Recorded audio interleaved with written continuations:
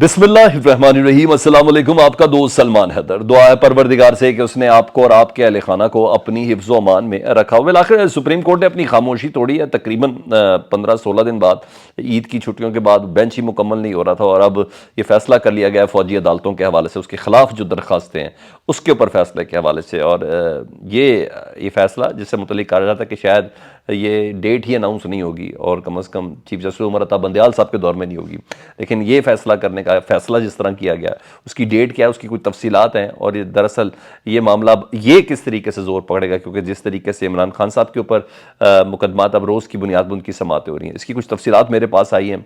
सदर मुमलिकत से मुतल्लिक ये खबर आ रही है और ये कोई और नहीं, शहबाज शरीफ साहब वज़ीर आज़म साहब के दस्ते रास्त एक बेहतरीन कानूनी माहिर कह रहे हैं कि सदर मुमलिकत से माफ़ी मांगने जा रहे हैं जी मियाँ मोहम्मद नवाज शरीफ साहब। लेकिन ये कैसे मुमकिन हो सकता है और किसका ये कहना है, उसके मुतलिक भी कुछ चीज़ें हैं। और बातें ज़्यादा करते हैं, कारकर्दगी कम करते हैं। बाकायदा चीफ जस्टिस पाकिस्तान ने निकट्टू कहा है कि जनाब गुफ्तगू कम करें मेरी कारकर्दगी के साथ। और अचानक सुप्रीम कोर्ट की वेबसाइट के ऊपर अपनी कारकर्दगी और दीगर जजेस का मुआवजा शेयर किया है। ये गैर मामूली, इससे पहले नहीं हुआ था ये। और इसकी क्या वजह हुई, बहुत इंटरेस्टिंग कुछ चीज़ें एक के बाद एक आपके सामने रखते हैं। तो रिक्वेस्ट ये चैनल देख रहे हैं और सब्सक्राइब नहीं किया तो चैनल सब्सक्राइब कर दें ताकि आने वाले वक्त में मेरा और आपका ये राब्ता बहाल रहे। तो सबसे पहले मैं ज़रा इस जज साहब से मुतल्लिक बता देता हूँ जी। अच्छा, चीफ जस्टिस उमर अता बंदयाल साहब ने ना आज अदाद-ओ-शुमार जारी की है और बाकायदा सुप्रीम कोर्ट की जो वेबसाइट है ऑफिशियल उसमें जारी की है। और कि किस जज ने एक साल में, यानी फरवरी 2022 से फरवरी 2023 तक किस जज ने कितना काम किया। और ज़ाहिर बात है सरजंग तो है ना, एक प्रोपेगंडे की गेम तो चल रही है ना, हर बंदा अपनी ताकत का इस्तेमाल तो कर रहा है। ग्रुप बंदी भी सब चीज़ें हैं, ये सब चीज़ें अब क्लियर हो चुकी हैं कि सुप्रीम कोर्ट के अंदर है। बल्कि काजी फायज ईसा साहब तो माशाल्लाह पिछले कई महीने से काम ही नहीं कर रहे हैं। ये कहते हैं supreme court practice and procedural bill का जब तक फैसला नहीं होगा मैंने काम नहीं करना। तो कारकर्दगी उनको ऑलरेडी पता चल गई, नहीं अगले साल में वो वैसे ही जीरो होंगे उनके केसेस के हवाले से। लेकिन चीफ जस्टिस उमर अता बंदयाल साहब ने अपने तहत उन लोगों को जवाब दिया जो ये कह रहे थे कि चीफ जस्टिस की कारकर्दगी पर कोई सवाल या निशान है, वो केसेस के हवाले से नहीं सुन रहे। तो उन्होंने अपने आप को अव्वल नंबर दिया और वाकई वो अव्वल नंबर पर है। बिल्कुल दुरुस्त फरमाया उन्होंने, आप हैरान रह जाएंगे। अपने अंदाज से उन्होंने जवाब दिया। उन्होंने कहा फरवरी 2022 से फरवरी 2023 यानी एक साल की कारकर्दगी का बताएं तो किसने कितने मुकदमात को निपटाया। तो चीफ जस्टिस उमर अता बंदयाल साहब का नाम सर फहरिस्त है और बेंच के सरबराह की हैसियत से तो वैसे भी उस शख्स को प्रिजाइडिंग का हिस्सा बना दिया जाता है, वो जज प्रिजाइडिंग जज कहलाते हैं जी। तो लिस्ट के मुताबिक जो जारी की गई है चीफ जस्टिस उमर अता बंदयाल साहब की जानिब से, जारी पते हुए सुप्रीम कोर्ट के ऑफिशियल्स ने जारी किए चीफ जस्टिस की नोटिंग के बाद। तो चीफ जस्टिस उमर अता बंदयाल साहब का पहला नंबर है, 243 दिन एक साल के अंदर उन्होंने काम किया है, 243 डेज, जी हाँ उन्होंने काम किया है। और 8,796 मुकदमात उन्होंने निपटाए हैं, 8,796 मुकदमात उन्होंने निपटाए। डेफिनेटली चीफ जस्टिस भी हैं तो सारे बहुत से बेंचेस का वो हिस्सा भी होंगे, सबसे ज़्यादा उनके हिस्से में होंगे। लेकिन उन्होंने बताया कि कारकर्दगी मेरी क्या है। दूसरे नंबर पर जो जज हैं, कारकर्दगी के हवाले से नहीं, मुकदमात के हवाले से नहीं, सीनियरिटी के हवाले से बता रहा हूँ, तो जस्टिस काजी फायज ईसा साहब हैं। उन्होंने 183 दिन काम किया है। चीफ जस्टिस उमर अता बंदयाल साहब ने 243 दिन काम किया है और काजी फायज ईसा साहब ने फरवरी तक फरवरी 2023, उसके बाद तो काम ही नहीं किया ना, अभी ये 2023 गुजर रहा। तो काजी फायज ईसा साहब ने, तो उन्होंने 183 दिन काम किया और 1,343 केस निपटाए हैं। यानी कहाँ 8,796 और कहाँ 1,343 केसेस ये निपटाए हैं।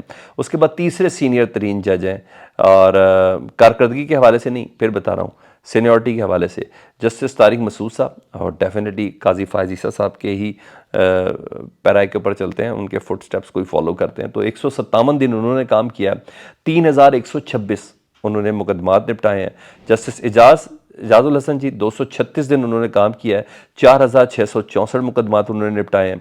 इसी तरह मंसूर अली शाह साहब ने सिर्फ 90 रोज़ काम किया है और 1,400 मुकदमात उन्होंने निपटाए हैं। बहरहाल चीफ जस्टिस ने साबका कारकर्दगी 2015-16 से भी उन्होंने जारी की ना, तो उसका भी मुआवजा किया। तो सबसे ज़्यादा केस मौजूदा चीफ जस्टिस उमर अता बंदयाल साहब ने ही निपटाए हैं। तो वेबसाइट में जारी किया गया और चीफ जस्टिस इस वेबसाइट के ज़रिए बताया कि ये मेरी जानिब से साहब, ये डेफिनेटली चीफ जस्टिस साहब सिर्फ खुद नहीं, तो चीफ जस्टिस साहब के जो बेंच के दीगर अफराद हैं जिन बेंचेस के अंदर वो मौजूद थे, उनका भी बड़ा अमल दखल है। तो चीफ जस्टिस साहब ने बताया कि क्या चीज़ है। और मुझे कहीं ना कहीं ऐसे क्यों लग रहा है कि काजी फायज ईसा साहब को बताया कि भाई आप बातें बहुत करते हैं, काम आप कम करते हैं, तनख्वाहें पूरी लेते हैं, मराआत पूरी लेते हैं, सर्विसेज पूरी लेते हैं, सियासी गुफ्तगू शायद आप थोड़ी ज़्यादा कर लेते हैं और बयानबाजी ज़्यादा कर लेते हैं, किस केस के फ़ैसले में किस किस्म के रिमार्क्स दे देते हैं, लेकिन असल में कारकर्दगी आपकी है। मुझे ऐसा लगता है चीफ जस्टिस उमर अता बंदियाल साहब जाते जाते ना सबके सामने वो असल कारकर्दगी भी रखते हुए नज़र आ रहे हैं सुप्रीम कोर्ट के सामने,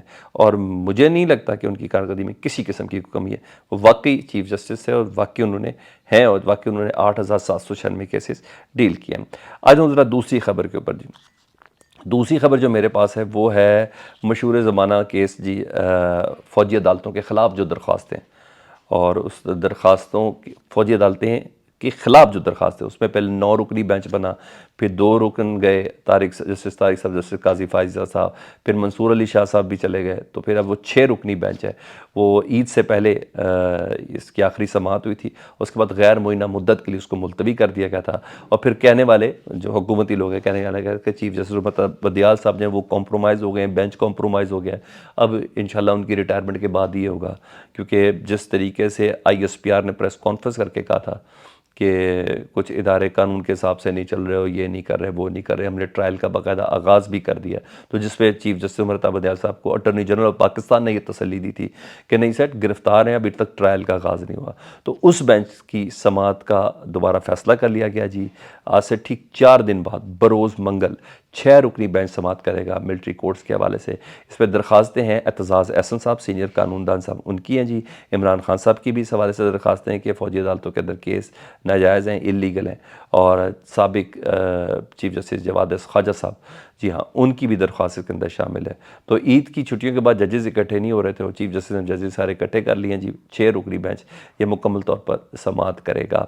तो मेरा ख्याल है कि चीफ जस्टिस उमर अता बंदियाल साहब ना अपने ही दौर में यानी 15 सितंबर से पहले पहले इस केस को भी मंतकी अंजाम तक पहुँचाना चाहता था कि वंस फॉर ऑल ये बात क्लियर हो जाए कि सिविलियंस के मुकदमात फ़ौजी अदालतों में सुने जा सकते हैं कि नहीं सुने जा सकते हैं, और अगर सुने जा सकते हैं तो किस कैटेगरी के सिविलियंस के, क्या क्या कौमी राज चुराए गए हैं या कुछ ऐसी चीज़ कही गई है या क्या है।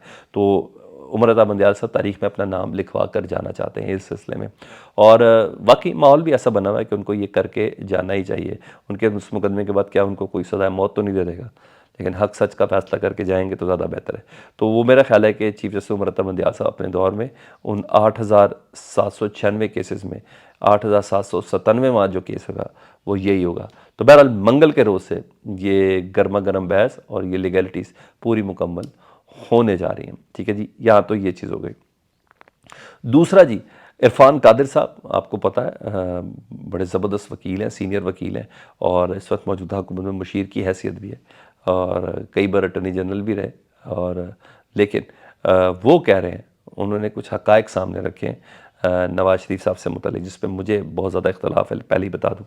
लेकिन वो ये कह रहे हैं कि वज़ीर आज़म तमाम हक़ाइक़ और शवाहिद लेकर सदर मुमलिकत को समरी अरसाल करेंगे, यानी सदर आरिफ अलवी साहब को समरी अरसाल करेंगे और कहेंगे कि मियाँ साहब यानी मियाँ मोहम्मद नवाज़ शरीफ साहब की जो सज़ा है ना वो फ़ौरी तौर पर मुअत्तल की जाए। यानी मियाँ साहब आएंगे तो कहीं गिरफ्तारी शिरफ्तारी नहीं देंगे, सीधे का सीधा जाती उम्रा जाएंगे। तो उन्होंने कहा बाकायदा तौर पर वज़ीर आज़म तमाम हक़ाइक़ व शवाहिद लिख कर सदर को समरी अरसाल करेंगे और कहेंगे मियाँ साहब की सज़ा फ़ौरी तौर पर मुअत्तल की जाए ताकि वो पाकिस्तान आ सकें। अच्छा, सदर वज़ीर आज़म के मशवरे पर अमल करने का पाबंद है, वो भी ये कह रहे हैं, यानी हमें ये सब चीज़ें होंगी, वो ये कंसीडर करें कि सदर वज़ीर आज़म के मशवरे पर अमल करने का पाबंद है, और ये सब चीज़ें, और ये सारा काम एक दिन में हो सकता है, वो ये कह रहे हैं। अच्छा, मगर दीगर कानूनी माहिरीन जिनको जो वाकई कानूनी माहिरीन भी हैं, यानी किसी पॉलिटिकल एफिलिएशन से नहीं है, तो कहते नहीं, नवाज़ शरीफ साहब को लीगल प्रोसेस से गुजरना होगा क्योंकि सज़ाएँ अदालतें ही ख़त्म करेंगी, सिर्फ नाअहलियत की बात नहीं है। अच्छा, यहाँ तक तो कह रहे हैं, तो मुझे तो ऐसा लगता है कि चीफ जस्टिस उमर अता बंदियाल साहब के दौर में यानी 15 सितंबर तक तो ये मुमकिन नहीं है। तो उसका मतलब है 15 सितंबर के बाद या सितंबर के करीब करीब मियाँ मोहम्मद नवाज़ शरीफ पाकिस्तान आएंगे, क्योंकि कुछ दिनों से ना आपको याद होगा कि 2-3 खबरें चलवाई गई हैं और मेन स्ट्रीम मीडिया पर भी चलवाई गई हैं, इस मुल्क की खातिर नवाज़ शरीफ गिरफ़्तार होने के लिए भी तैयार है, ये चलाई गई हैं।